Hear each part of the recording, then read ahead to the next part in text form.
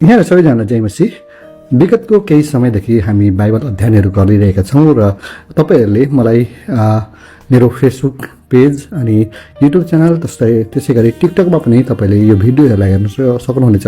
हामी विगत समयदेखि बाइबलका विभिन्न प्रसङ्गहरूलाई अध्ययन गरिरहेका छौँ र अहिले चाहिँ हामी पापको विषयमा छलफल गर्नेछौँ।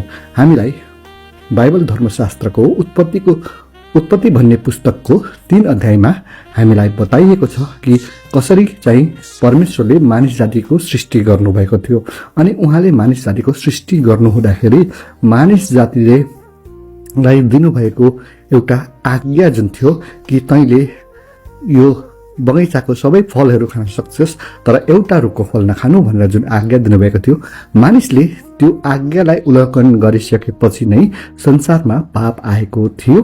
त्यसै कारणले परमेश्वरले मानिसलाई त्यो बगैँचाबाट निकालिदिनु भयो अनि परमेश्वरले मानिसलाई चाहिँ पापमा फसिरहेको चाहनुहुन्थेन। परमेश्वरले मानिस चाहिँ पापबाट छुटकारा पाएको चाहनुहुन्थ्यो।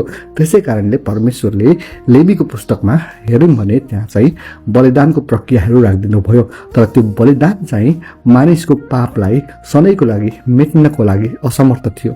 त्यसै कारणले परमेश्वरले एउटा योजना बनाउनु भयो जुन योजना चाहिँ मानिसको पाप सदाको लागि क्षमा हुने व्यवस्था गर्नु थियो।